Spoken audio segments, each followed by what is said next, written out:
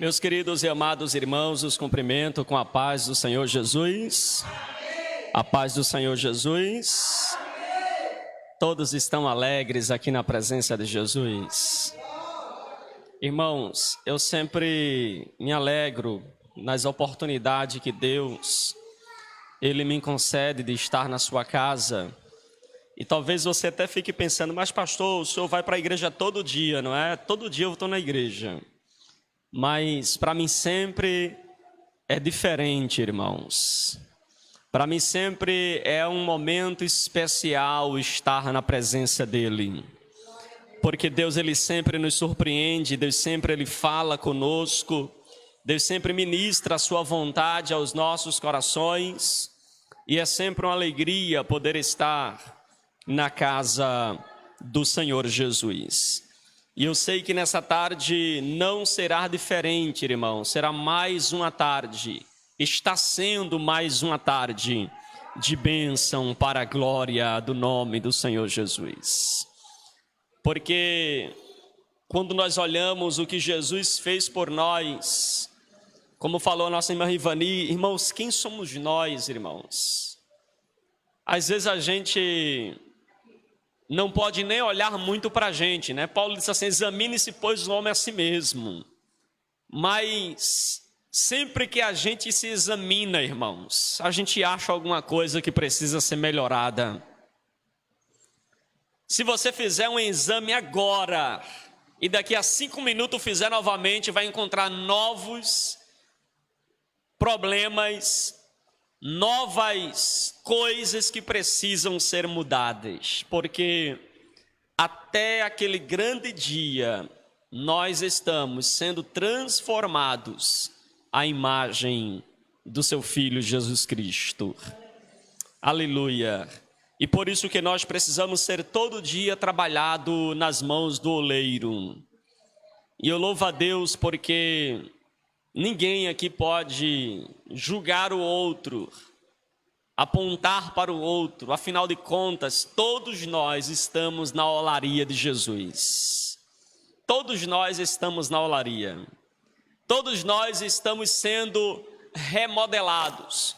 Uns estão secando, outros se quebraram na mão do oleiro, o outro ainda está em forma de barro, não tem nem forma ainda, mas está todo mundo na olaria. A gente só sai da olaria quando a trombeta tocar e a gente for estar para sempre com o Senhor. Ou se a trombeta tocar individualmente para a gente, não é?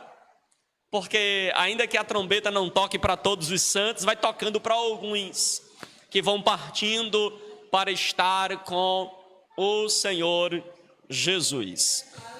Meus queridos irmãos, eu gostaria que a igreja se colocasse de pé, por gentileza. Eu gostaria que você, neste momento, me emprestasse a sua atenção e abrisse a sua Bíblia no livro de Deuteronômios, capítulo de número 31. Leiamos o verso de número 6.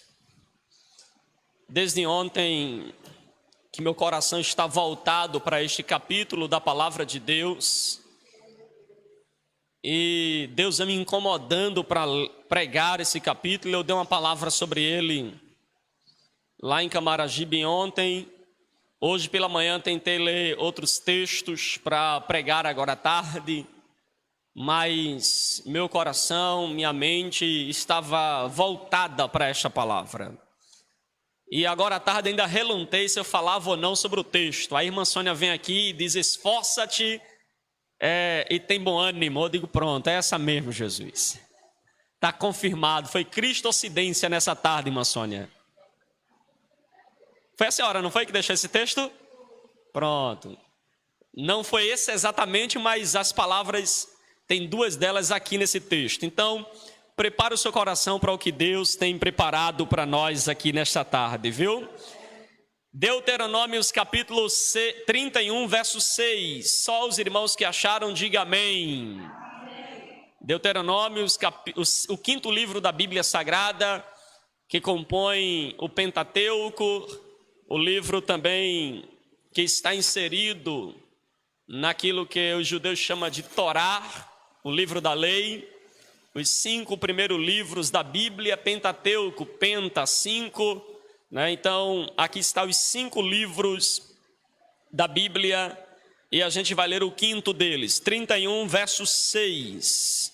Diz assim a palavra de Deus: esforçai-vos e animai-vos, não temais, nem vos espanteis diante deles, porque o Senhor vosso Deus é o que vai convosco, não vos deixará, nem vos desamparará.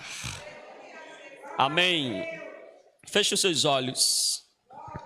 Bendito Deus, Pai eterno, neste momento, Senhor, nós te clamamos por uma palavra do céu aos nossos corações.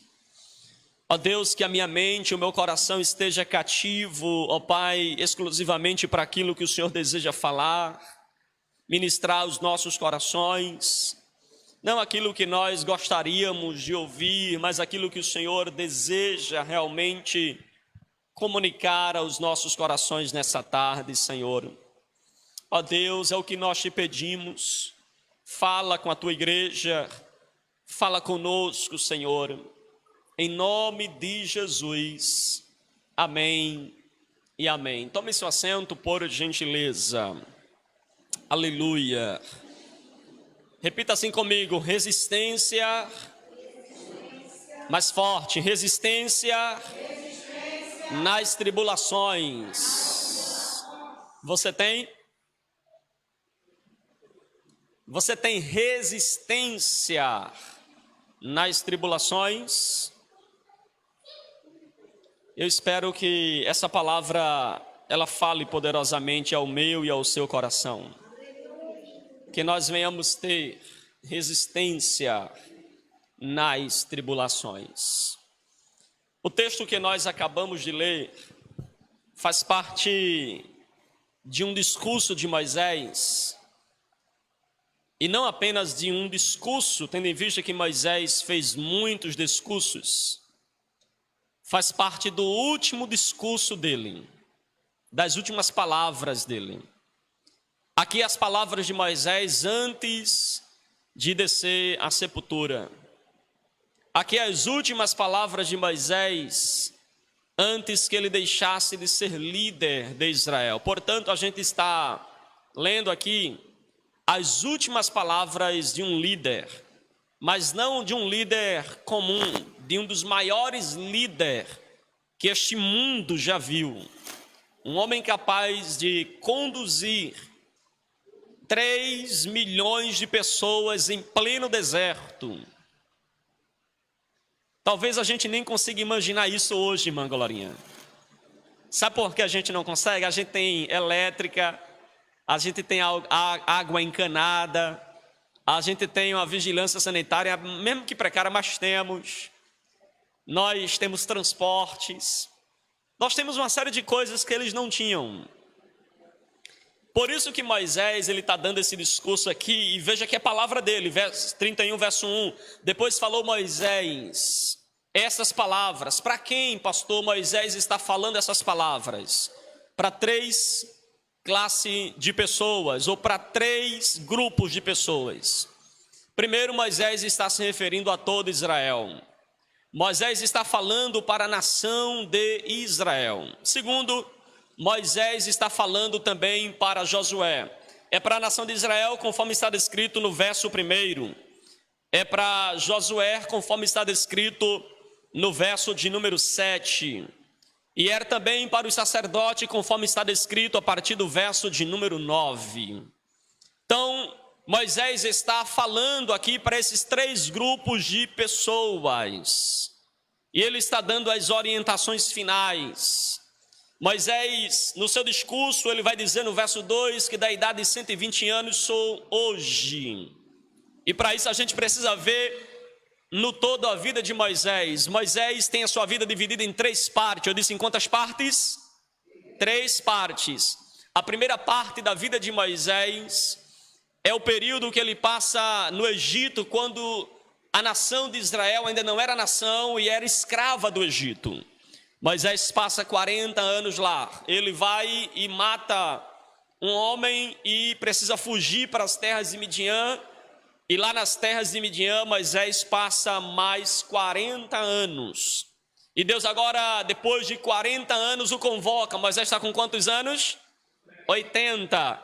Deus o convoca para dirigir a nação de Israel, liderar Israel, e ele vai de volta ao Egito e tira Israel de lá. Agora ele vai passar mais 40 anos no deserto. E agora os 40 anos já se findaram. Moisés está com quantos anos? 120 anos. Da idade de 120 anos sou eu hoje. E ele vai dizer que ele já não tem mais a mesma capacidade de entrar e sair. Moisés sempre falava com Deus no alto de um monte chamado Sinai. E Moisés está dizendo, gente, eu já estou cansado, eu tenho 120 anos. Eu já não sou mais aquele jovenzinho de 40 anos que ia até o monte ouvir a palavra de Deus e descia para trazer instrução para vocês.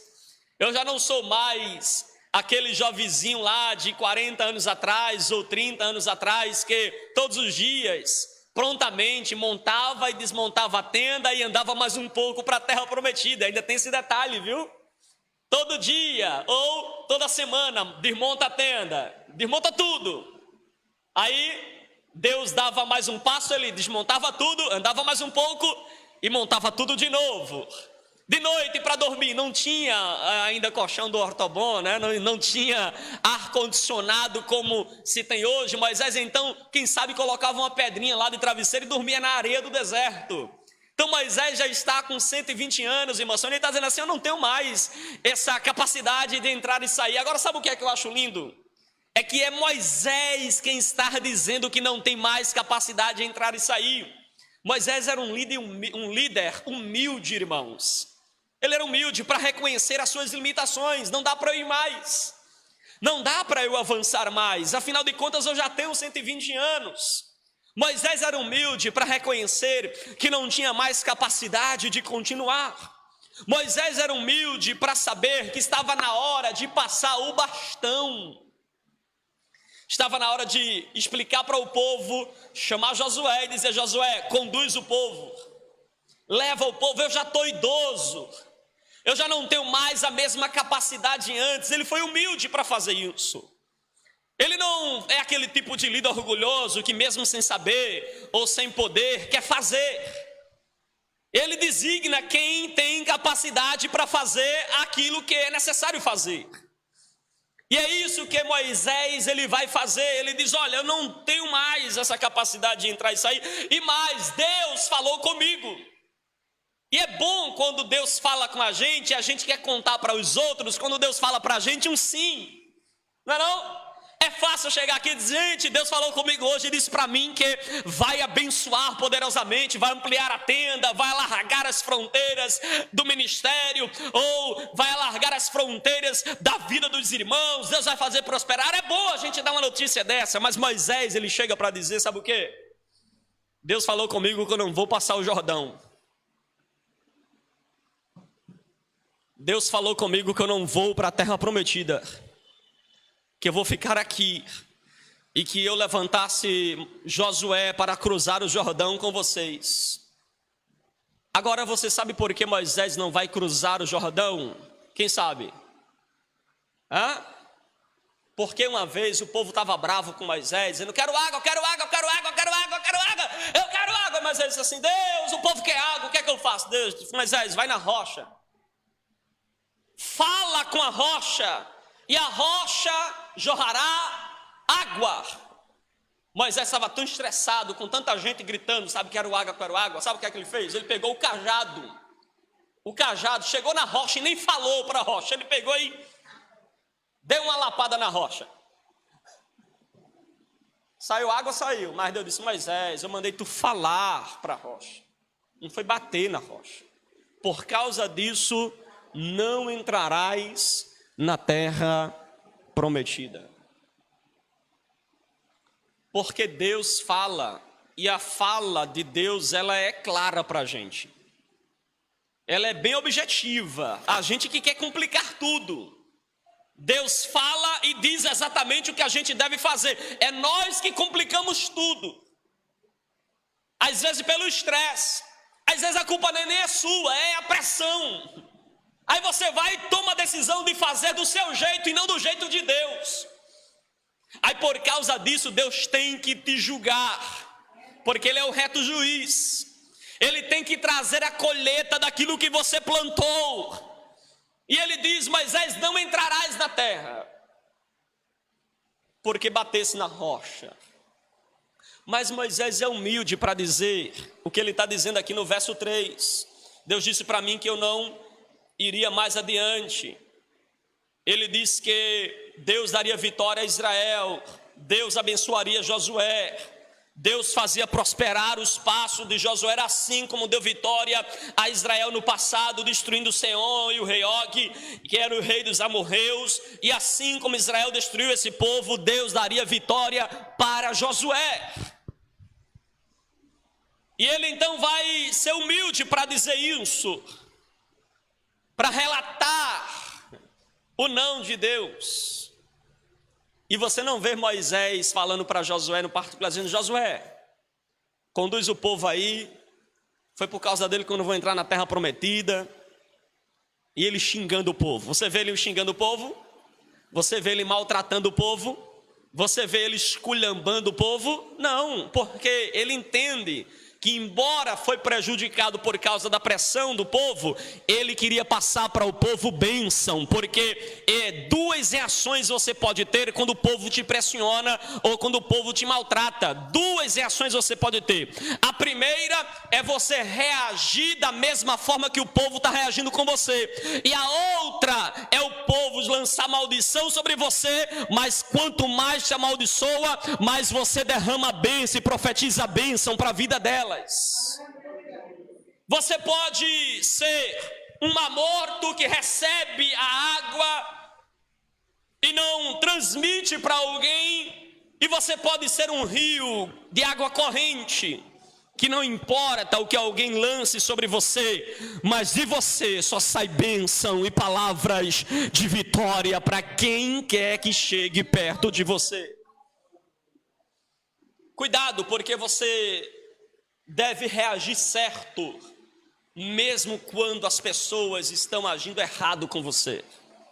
O povo agiu errado com Moisés, mas Moisés agiu certo. E olha a instrução de Moisés para o povo, para Josué e para os sacerdotes. Olhem as instruções de Moisés. Verso 6, qual é a instrução? Ele vai dar 4 instruções para quem quer enfrentar a terra prometida, que está habitada por gigantes. A primeira cidade que eles teriam que enfrentar era Jericó. Só para você ter ideia, Jericó, ela tinha um muro ao seu redor, de tal forma que entrar em Jericó era praticamente impossível. Além do muro que ela tinha, um grande muro, capaz de andar 3 a 4 carros lado a lado em cima do muro. Era tão grande o muro que Raabe construiu uma casa no muro, para você ver a dimensão do muro. E em cima dos muros de Jericó ficavam soldados com flechas e lança, de tal forma que quem se aproximasse era alvo fácil.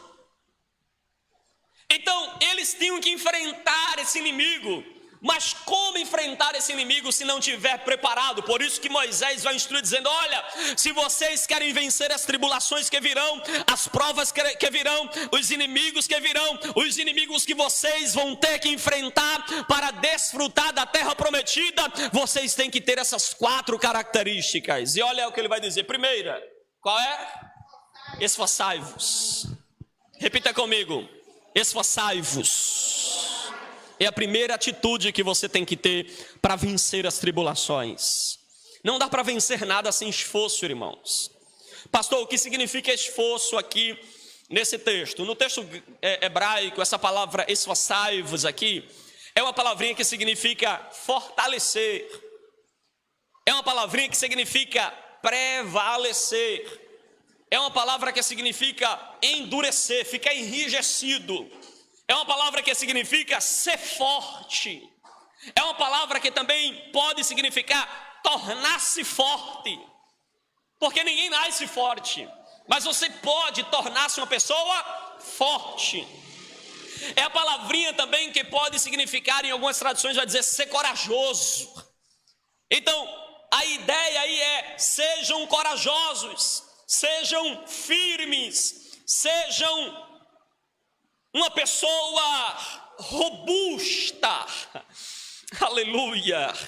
Olha a palavra de Deus para você: seja robusto, seja alguém forte, seja alguém preparado para enfrentar gigantes, para enfrentar muralhas, para enfrentar a Jericó que está diante de você. Você precisa ser forte, você precisa ser persistente, você precisa crescer robusto. Tem crente, irmãos, que cresce raquítico, fino, não é? Tem crente que cresce fino, sem força, sem vigor, despreparado, qualquer vento leva ele. Tem crente que cresce tão fraco, irmãos, tão fraco, ele vai crescendo tão fraco. Sabe aquela planta que ela cresce debaixo de outra maior, que ela fica, como é que ela fica? Fica assombrada, ela cresce assombrada. Tem crente que está crescendo assombrado, irmãos. Ele cresce sem ser robusto, sem raiz, sem caule. Ele cresce sem folhas, sem frutos. Ele não tem esse vigor de ser forte, ser corajoso, ser firme. Qualquer tempestade ele já está se escandalizando. Tem pessoas que não são robustas, e por isso Moisés está dizendo para Josué: você quer entrar na terra prometida, o povo quer entrar na terra prometida, vocês têm que ser pessoas robustas, que crescem de maneira robusta, que sejam firmes. Vocês precisam tornar-se rígidos. Irmãos, essa cerâmica aqui, elas são feitas de barro. O vaso é feito de barro. E ela é preciso passar pelo processo e por fim o fogo que vai torná-la rígida, vai torná-la forte. O crente precisa ser robusto. Aleluia. O crente, para vencer as tribulações, precisa ser crente rígido, que não se abala com qualquer notícia, que não se abala com qualquer comentário, que não fica fazendo mimimi, irmãos, por qualquer coisa. Deus quer que você seja um crente forte, capaz de passar pelas tribulações da vida de maneira rígida, inabalável, firme. Porque nós estamos vivendo uma geração, irmãos, que é levada formou uma nuvem no céu. Ai, meu Deus, eu vou deixar de ser crente. O que é que tem a ver tua prova com estar em Cristo? Paulo disse que nada me separará do amor de Cristo, nem a tribulação, nem a fome, nem a escassez, nem anjo, nem principado, absolutamente nada vai me separar do amor de Cristo. Nada pode te separar da comunhão do Senhor. Você precisa ser um crente forte, que está afirmado na rocha que é Jesus. Aleluia. Torne-se duro, irmãos, não é duro no trato. E se for duro no trato, que seja no trato com as provações. Seja duro na queda. Sabe aquela criança que ela é bem imunizada? Todo mundo pega a gripe, todo mundo fica doente, todo mundo arreia, e ela lá forte. Ela firme. Ela não se deixa ser contaminada por qualquer coisa, porque ela tem imunidade suficiente para passar pelas provas. Mas tem crente, irmãos, que qualquer coisa já está com resfriado. Qualquer coisa já está sem força para caminhar, já está sem força para continuar. Porque se abala fácil demais com as circunstâncias, irmãos. A caminhada até a terra prometida é sempre um longo caminho que vai exigir de mim e de você esforço. A maioria das pessoas que saem do zero ao sucesso, o que resume a sua história é esforço. Irmãos, ou nós nos esforçamos, sejamos corajosos, firmes, ou nós não resistiremos às dificuldades que virão sobre nós. Thomas Edison disse que a genialidade se faz 1% de inspiração e 99% de transpiração. Sabe qual é a diferença entre inspiração e transpiração? Tem gente que pensa que as coisas vão acontecer na nossa vida num passo de mágica. A única coisa que o céu disponibilizou para você gratuitamente é salvação. Os demais, soa, te esforça, faz tua parte. Tem crente que não quer fazer nada, quer que Jesus faça milagre o tempo todo. Já viu que as pessoas que mais clamam por milagre são pessoas que nada querem fazer? Elas querem ficar na rede tomando água de coco, dizendo, faz milagre Jesus, faz milagre Jesus. Jesus dizendo, levanta-te ó preguiçoso e vai ter com as formigas. Quer receber tua bênção? Soa a camisa. Quer receber tua bênção? Faz tua parte. Quer receber tua bênção? É hora de você se esforçar, transpirar. Sucesso sem esforço, irmãos, não existe. Sucesso se faz com esforço, se faz com dedicação e dependência de Deus. Irmãos, o esforço de hoje será a sua recompensa amanhã. Aleluia. Louvado seja o nome do Senhor. Olha para quem está do seu lado e diga assim, o tamanho do teu esforço determinará o tamanho da tua recompensa. Aleluia. Quem crê nessa palavra aqui nesta tarde? Oh, aleluia, o tamanho do teu esforço vai determinar o tamanho da tua recompensa. É hora de você arregaçar as mangas da camisa, porque conquista se faz com esforço. Aleluia. Quem quer alcançar algo precisa pagar o preço exigido, irmãos. Precisa fazer a sua parte, precisa se esforçar. Ter uma vida de sucesso não significa acumular troféus. Ter uma vida de sucesso não significa acumular prêmios. Ter uma vida de sucesso significa você estar disposto a se comprometer-se em pagar caro para obter aquilo que você almeja. Você precisa transpirar, você precisa fazer a sua parte diante de Deus. Milk Douglas disse, nos dias bons eu me esforço. Repita comigo, nos dias bons eu me esforço.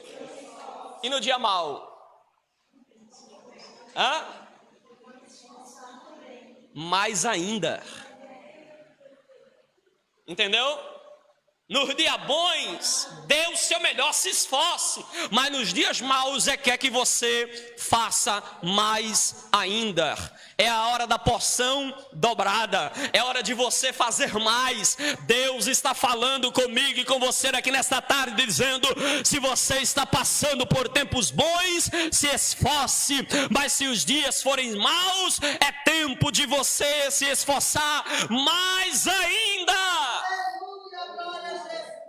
Essa palavra, irmão, esforçai-vos, é a palavra que aparece, é a mesma palavra prevalecer, que é usada lá em 1 Samuel, capítulo de número 17, versículo 50, acerca de Davi. A Bíblia diz que o gigante Golias partiu para enfrentar Davi. Davi também adiantou-se diante do gigante, pegou a sua funda, pegou então os preparativos para derrubar o gigante, a sua pedra, e ele então lança no gigante, derruba o gigante. E o texto diz, Davi prevaleceu, ou seja, Davi se esforçou-se, Davi foi forte, Davi foi firme, mesmo diante do gigante Golias. E o texto faz questão de dizer que ele prevaleceu, mesmo sem espada. Oh, aleluia! Sabe por quê? Porque Davi tinha alfoge, tinha pedra, mas Davi foi na dependência de Deus, e Deus deu vitória para Davi, aleluia! Louvado seja o nome do Senhor Jesus. Segundo conselho, o que é que ele diz? Animai-vos. Irmãos, tem crente que é tão desanimado, já percebeu? Como é que tu quer vencer desanimado, abençoado? Tu já começa triste. Já amanhece o dia dizendo, hoje nada vai dar certo. Vai dar mesmo não, tu já está profetizando. Aí vai entregar um currículo, aí vai, eu acho que eu não vou ser chamado desse, já é o 16º que eu dou, o 10º, não vai dar certo não. E não dá mesmo não, porque você já começa com um pessimismo terrível. Nem você mesmo crê. Irmãos, animai-vos, aí a ideia de ser alerta, corajoso, bravo, resoluto, audacioso. O crente precisa ser audacioso, irmãos. Uma vez eu pregava só em culto de relâmpago, irmãos. Eu ia para os pontos de pregação, mas ninguém dava oportunidade. No relâmpago me lembravam de mim. Aí eu também não pregava nada, né, na época. Eu pegava uma literatura, decorava a literatura e pregava em menos de 1 minuto a literatura. Eu decorava a literatura, chegava lá e plá na literatura e encerrava. Aí um dia o meu pastor ficou sabendo que eu pregava nos pontos de pregação, nos cultos do relâmpago, e disse assim, ô Fagner, você tem condição de pregar no domingo à noite? As pernas tremeu todas, mas eu disse assim, eu prego, pastor, eu prego. O coração... Mas eu prego porque eu fui audacioso, fui lá, preguei nervoso, mas preguei e Deus se fez presente. Mas é preciso termos audácia, ser animado para fazer as coisas. E tem uns crentes que ele é desanimado quando não está com o microfone na mão, já percebeu? Não é? Olha, tem crente que ele só é animado se tiver multidão, ele só é animado se tiver microfone na mão. Irmãos, o crente não pode depender dessas coisas para ser alegre. Uma vez eu estava pregando num culto, né? E antes de eu pregar, todo mundo animado. Quem passava no microfone já era assim, olha, microfone lá, aí fulano está com a oportunidade. Aí quando ele chegava, né? Que pegava, já entrava no manto, pegou no microfone. Parece que a unção estava no microfone. Parece que a unção estava no microfone. Pegou no microfone, o vaso pega fogo, o céu se abre, aí desce revelação, profecia, aí ele profetiza, ele gira, ele fica todo animado. Quando eu fui pregar, eu disse, meus irmãos, quando eu vi todo mundo meio triste, meio cabisbaixo, eu disse, meus irmãos, eu estou pedindo graça para Deus dar ao pastor dessa igreja pelo menos um microfone para cada irmão, para vocês ser animados do começo ao fim.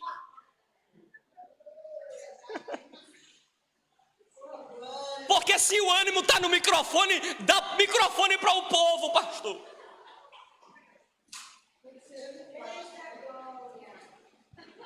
Tem crente só animado com o microfone na mão, irmãos. O meu ânimo não depende de microfone.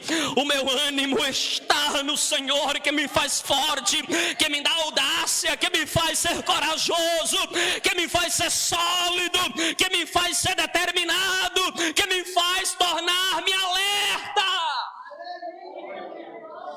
Aleluia. E tem outros que são animados com a multidão, já viu? Ele quando vê a multidão, ele fica todo animado. Se tiver no culto de oração 3 irmãos, ele prega todo triste. Meus irmãos, Jesus é bom. Amém, viu, meus irmãos? Ele fica todo desanimado porque tem poucas pessoas. Irmãos, o crente animado não depende dessas coisas. Ele é animado sempre. Ele é animado se tiver 2, 3, 5, 6, 10, 20, se tiver no congresso dos Gideões, ele é animado do mesmo jeito, porque ele está pregando a palavra de Deus, como se fosse a sua última vez, e ele está fazendo com alegria, servindo ao Senhor com alegria. Aleluia. Tem uns irmãos que é tão desanimado, irmão, que quando a gente fala com ele, a gente vai ficando triste também. Ele é todo desanimado, é tão frio, né? Que você senta perto dele, você fica congelado. Seja um crente animado, irmãos. Seja um crente alegre, feliz na presença de Deus. Animai-vos, Moisés disse para Josué e o povo. Animai-vos é a palavra traduzida também por coragem. Você já percebeu que muitas pessoas, elas têm vontade, mas ter só vontade não adianta. É preciso ter coragem. É preciso ser uma pessoa animada, alegre no que faz, feliz no que faz. Uma vez um rapaz foi arrumar ele foi arrumar uma porta de emprego. Quando chegou lá no estabelecimento, aí a mulher mostrou para ele as funções que havia lá, ele ficou logo nervoso, porque não sabia de nada do que tinha naquela empresa. Aí a mulher perguntou assim: você está disposto a trabalhar aqui mesmo? Você sabe fazer alguma coisa? Aí ele foi sincero, disse: olha, eu não sei fazer nada do que você me mostrou. Não sei fazer nada, mas eu aprendo fácil. Eu aprendo fácil, me ensine que eu aprendo fácil. Ele foi animado, irmãos. Tem crente que é tão desanimado que já desiste, né? Não dá para mim não, vai-se embora. Seja um crente animado, irmãos. Feliz em Deus, alegre no Senhor, que transpira alegria para quem estiver perto de você. Não fique procurando motivos para desistir. Porque se você for procurar motivo para desistir, você vai achar muito. Fica aí fazendo listinha: vou desistir por causa disso, vai por causa daquilo. Você vai parar. E você não vai sair da inércia, não vai sair da onde você está. Mas se você, ao invés de procurar motivos para desistir, você olhar os meios que Deus te dá para vencer, você vai chegar na terra prometida e vai se alegrar no Senhor. Ter vontade sem atitudes é nada vezes nada, que vai dar nada. É preciso ter atitudes. Você vê isso, irmãos, com Gideão. O anjo chegou para Gideão malhando trigo no lagar, escondido dos medianitas, porque estavam sendo oprimidos. Aí o anjo chegou e disse: varão valoroso, o Senhor é contigo, vai nessa tua força.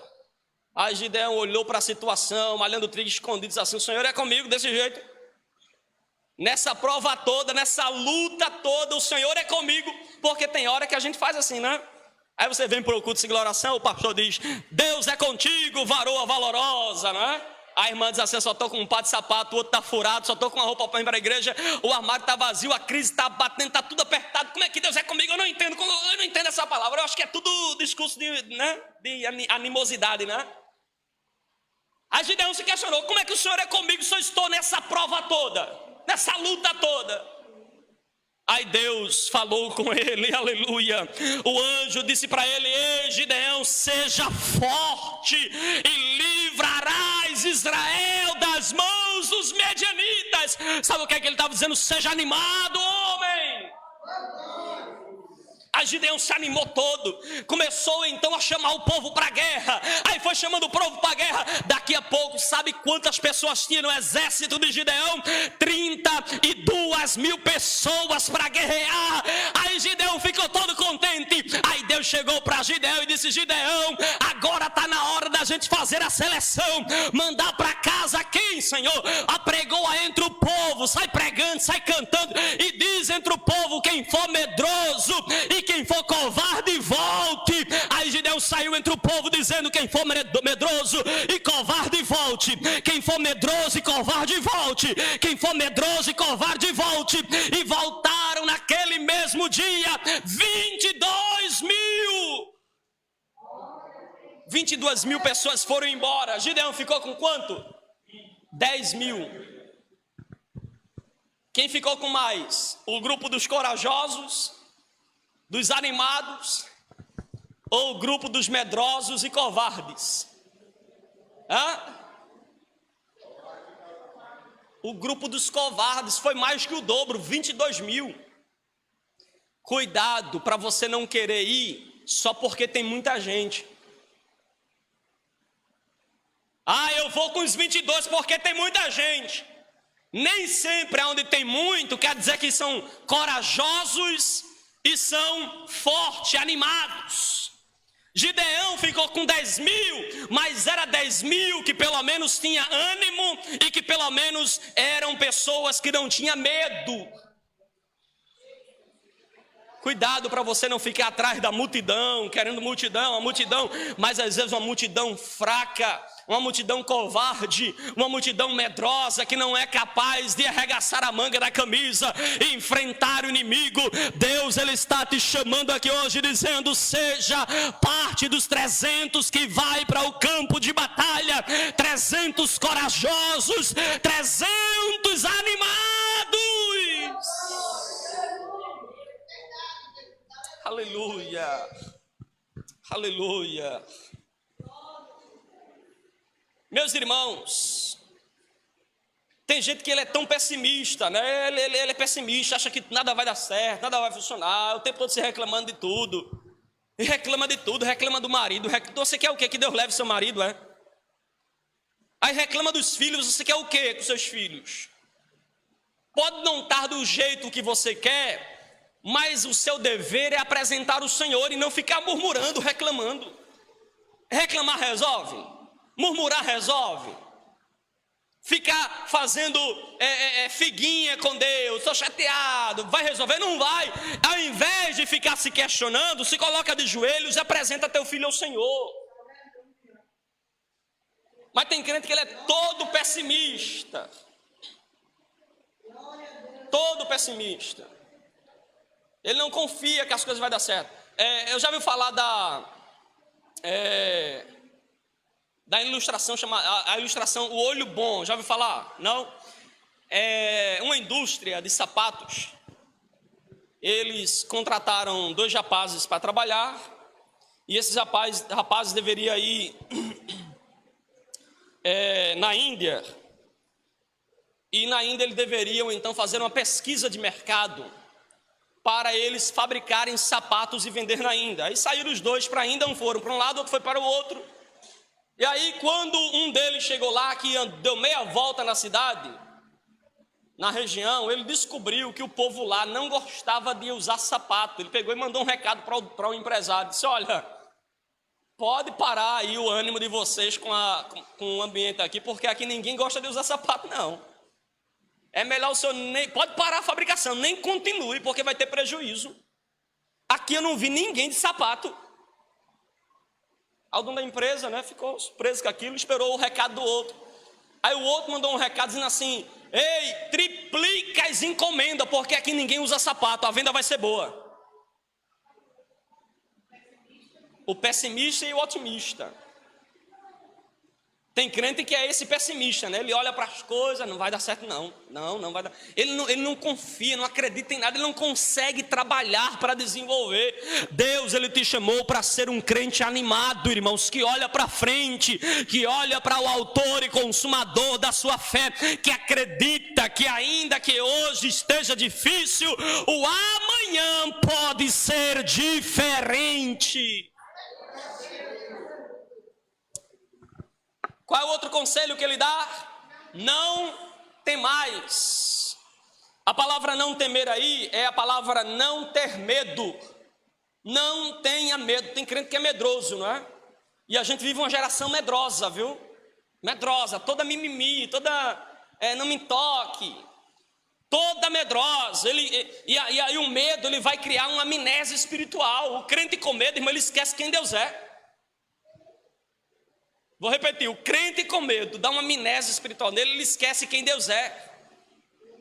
Ele fica sem qualquer segurança, sem acreditar em nada, porque o medo vai cegar na mente dele que Deus faz milagres. O medo vai cegar na mente dele que Deus é bom, que Deus é poderoso, que Deus, Ele é aquele que opera sinais e maravilhas, que Deus é aquele que, se preciso for, ressuscita até mortos. Mas o crente medroso, irmãos, é um problema, e a gente está vendo uma geração de crente medroso. É a irmã aqui em casa, dentro dos filhos, né? Passa uma barata no pé dela, ela se esberra toda. O vizinho vai lá correndo ver o que é uma barata que passou perto dela, né? Aí a gente vê isso nos filhos. O filho vai para uma clínica, né? Por exemplo, para um dentista, vai para um dentista, e a gente vê os escândalos que faz.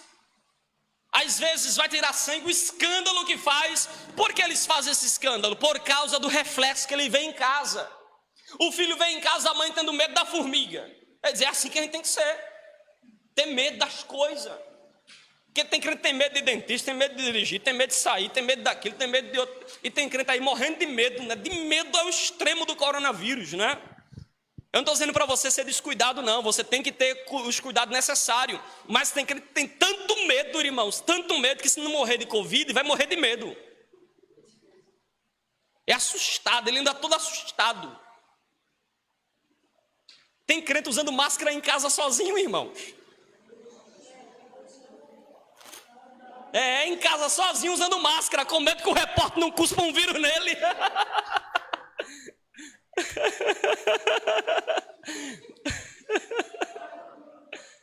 Vigia, irmãos. A tua vida está nas mãos do Senhor, que fez os céus e a terra. Aleluia. Louvado seja o nome do Senhor. Quem conta muito essa ilustração é o evangelista Ebinéias, né, da criança que ele entrou no avião para fazer a viagem e ele pegou uma canetinha, um caderninho e ficou desenhando no primeiro banco lá, né, do avião, ele desenhando e brincando e fazendo lá, e todo mundo achando ele engraçado, né, sorridente, alegre, ele lá, né, todo animado. Aí no meio do percurso começou a haver uma turbulência, e o avião ia para um lado e ia para o outro, e ele lá, na mesma diversão dele, desenhando e brincando, e todo mundo apavorado, atacando os cintos, se segurando no outro, e a criança nem aí. Aí alguém impaciente olhou para ele e disse: ei, tu não tem medo não do que está acontecendo? Ele disse: não tenho medo não. Por que tu não tem medo? Meu pai é o piloto. Se meu pai não disse nada, está tranquilo. Irmão, se você está nessa viagem turbulenta, lembre-se, o teu pai é o piloto desta viagem, aleluia. Louvado seja o nome do Senhor. O avião da tua vida não irá cair, Deus é o piloto, Ele está no controle de todas as coisas. As coisas podem não estar indo bem aos teus olhos, mas Jesus está no barco. Clama a Ele, Ele se colocará de pé e acalmará a tempestade.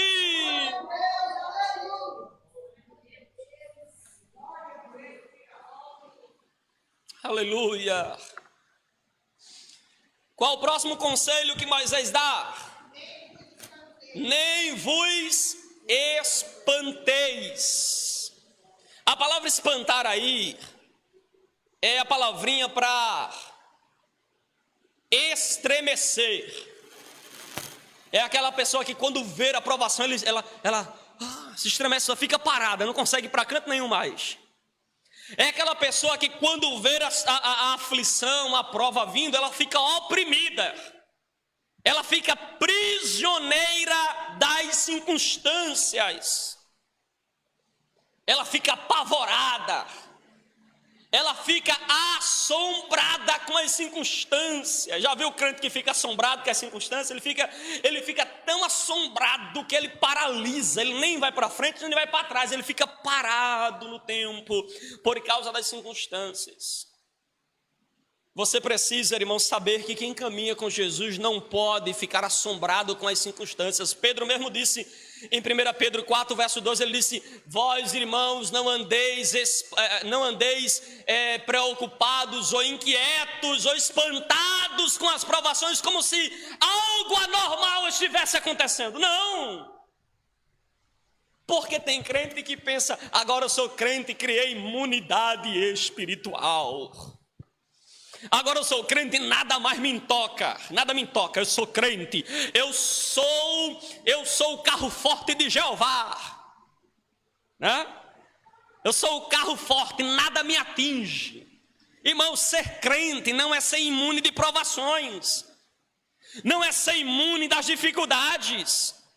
Tem crente que pensa que ser crente é ser imune das lutas, e não é.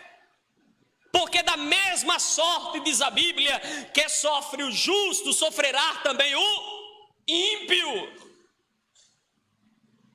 ambos vão sofrer do mesmo jeito.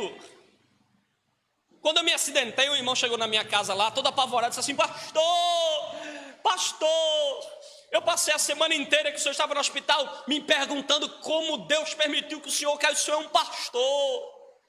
Eu olhei para ele e falei: meu irmão, e porque eu sou pastor, eu sou imune? Eu sou agora um super-homem espiritual porque eu sou crente? Eu sou agora um super-herói? Quem disse isso, irmãos? Porque tem crente que diz assim: não, o inimigo assalta a casa do não crente, mas a minha casa não. Quem disse?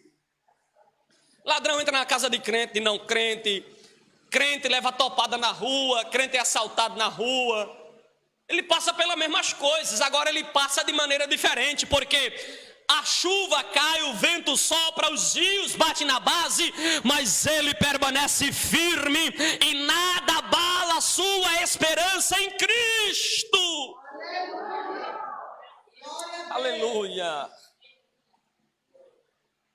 Passou uma época, irmãos, num jornal que aconteceu, esse fato aconteceu lá nos Estados Unidos. Uma menininha estava brincando na beira de um lago, e os pais também lá fazendo piquenique na beira do lago, e de repente um jacaré de 2 metros, atacou a menina. Ela tinha cerca de 11 anos. Aí atacou a menina, na perna da menina. Quando atacou na perna da menina, no comum era para ela ficar o quê? Assombrada com o que estava acontecendo, né? Alguns crentes desmaiavam, eu acho, né? Desmaiava. Aí o jacaré comia ele. A menina, quando viu o jacaré agarrado na sua perna, imediatamente meteu 2 dedos dentro do nariz do jacaré. Ela fez pin do nariz do jacaré, ficou mesmo sentindo dor. Quando ela fez isso, o jacaré soltou e correu. Aí o repórter foi perguntar para ela por que ela tocou no nariz do jacaré. O jacaré soltou ela, ficou com as feridas, mas soltou ela. Ela fez assim: eu li no livro que se tocar no nariz dele, ele sente cócegas.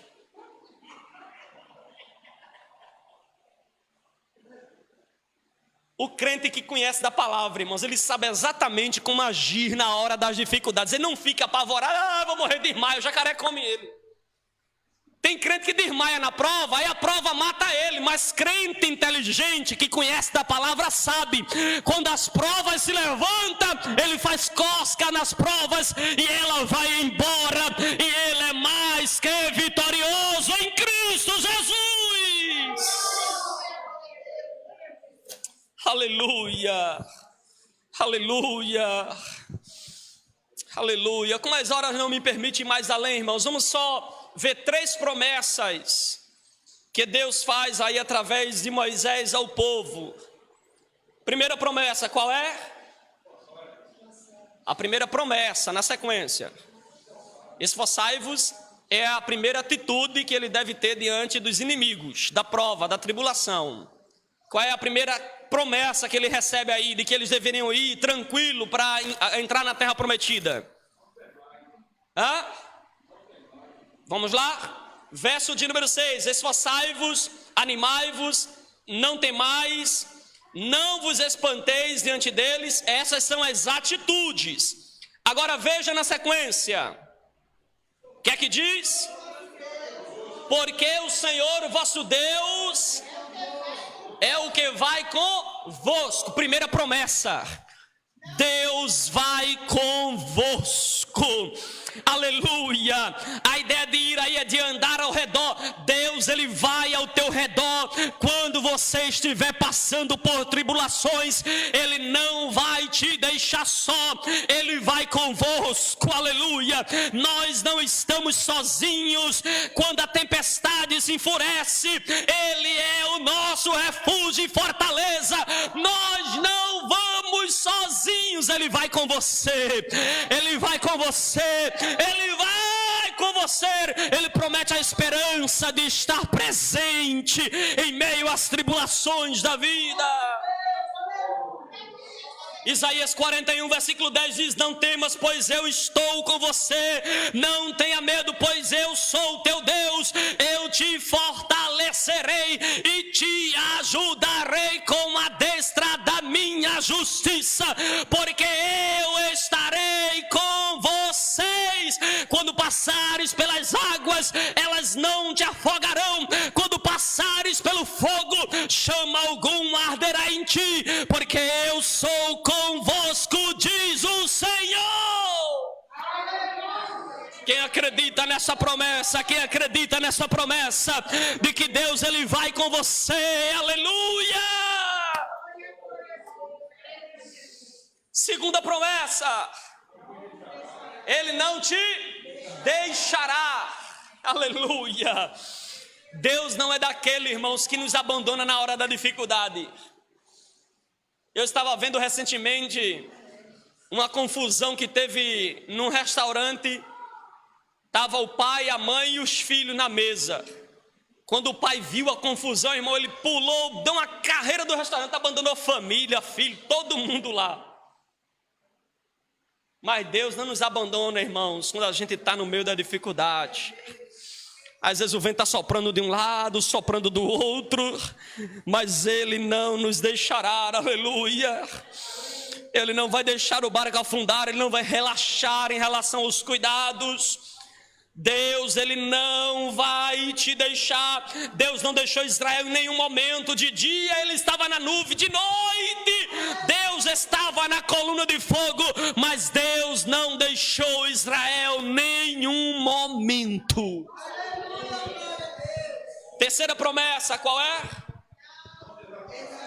Não te desamparará, aleluia. A palavra desamparar aí é a palavra deixar. Deus não vai te deixar, Deus não vai te soltar. Quando o perigo te cercar, Deus nele não te solta, Ele não te desampara. Quando o perigo te cercar, Ele não te abandona, Ele não se afasta de você, Ele não te deixa para trás. Deus se compromete com Josué e com Israel de que vai com eles, de que não os deixará, de que não os desamparará. A palavra de Deus fala em Isaías 49, versículo 15, que pode uma mulher esquecer-se do filho que amamenta, de sorte que não se compadeça dele, do filho do seu ventre, mas ainda que uma mãe viesse a se esquecer do seu filho, todavia o Senhor Jesus não se esquecerá de você. Deus, ele não te esquece. Oh, aleluia, louvado seja o nome do Senhor Jesus. O cuidado de Deus é todo dia, toda hora, todo instante, irmãos. Me faz lembrar da ilustração das pegadas. Já ouviu falar dessa ilustração das pegadas na areia? Um homem teve um sonho e nesse sonho ele se viu andando na areia, horas andando em locais agradáveis, horas andando em locais desagradáveis e horas andando em locais extremamente perigosos. E ele percebeu que quando ele andava na areia, em locais mais ou menos, havia 2 pares de pegadas. E ele perguntou: de quem é esse outro par de pegadas, Senhor? O Senhor disse para ele: é eu que estou lado a lado com você. Mas ainda no sonho, ele percebeu que havia um momento, no momento mais difícil, ele olhava para a areia e só via 2 pegadas, ou seja, um par de pegadas. E ele então se perguntou: Senhor, por que nas horas mais difíceis, quando as coisas estavam insuportáveis, só havia um par de pegadas? E Deus respondeu para ele: é que nessas horas eu te tomo no braço e te levo. Aquelas pegadas não são suas, aquela pegada são as minhas pegadas. Oh, aleluia, fique de pé em nome de Jesus. Fique de pé adorando ao Senhor nesta tarde, aleluia. Deus, Ele promete estar conosco a cada dia, a todo instante, a toda hora. Mateus 28, versículo 20 diz: eis que estou convosco todos os dias, até a consumação dos séculos. Não há um dia sequer que Deus ele venha te abandonar. Ele está com você todos os dias, todas as horas, todos os minutos.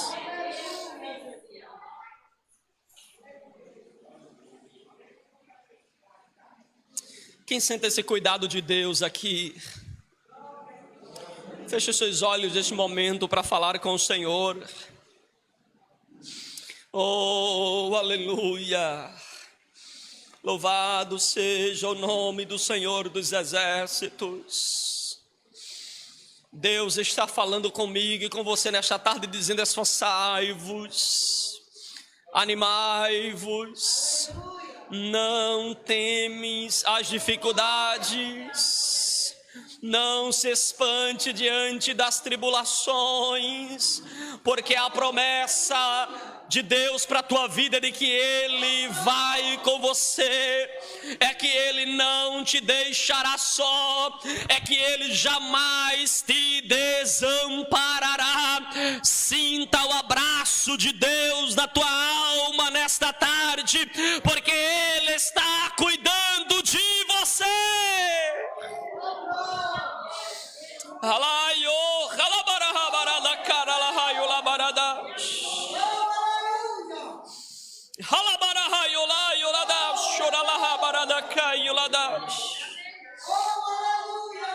Receba um abraço do céu nesta tarde.